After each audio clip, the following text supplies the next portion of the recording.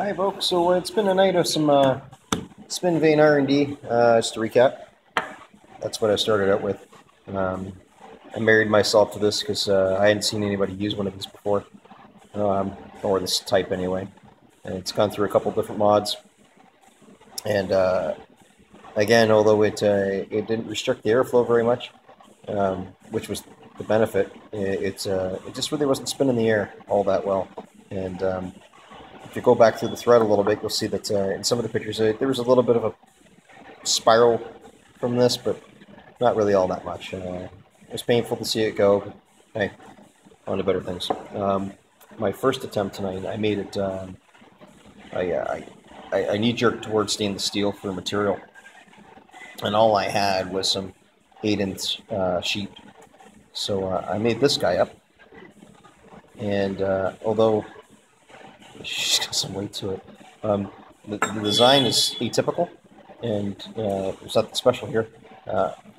It was too thick. It was just it choked down the air way too much, and I had to keep opening up this flare, keep opening. The pitch kept opening and opening and opening, just to get some airflow, and it was always lackluster, even with my damper wide open. So I needed to move on to that from this. So I figured what I'll do is I'll just go to thinner stock, and hopefully the vanes would allow more airflow. So anyway, next up, this guy, which is it's the same premise as this. There's not much difference here. The only thing I did, I drilled holes. If I line it up right, you might be able to see the holes. I drilled holes before I flared, just moved some material away. I saw a picture of a guy on the internet did that way, so I mimicked him. But this time out, I didn't do that.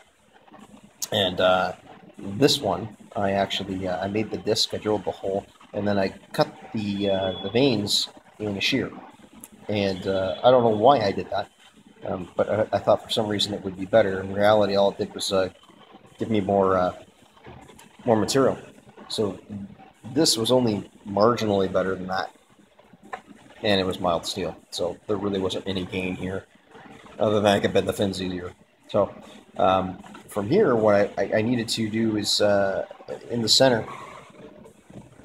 This is what was killing me. So realistically, that's a 5/16 hole, but I almost got a ½ inch there of blockage where no air can get through.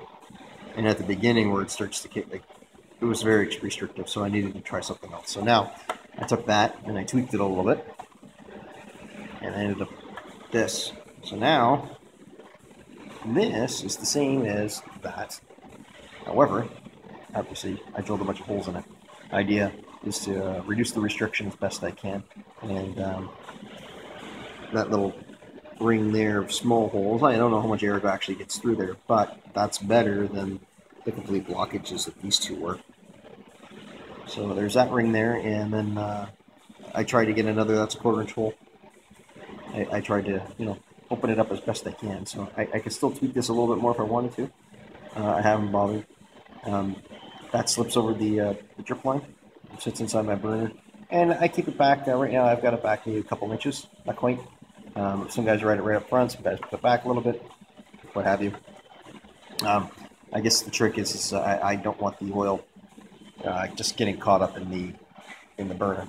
As long as it makes it out of the burner, I'm good. So I shot a video of this. I was impressed enough with the spray that I'm going to stop, and I'm going to give this a go. If this doesn't get me to where I want to be, then I might have to just bite the bullet and go for a spray nozzle, and go back to that rigmarole, and get a compressor and what have you.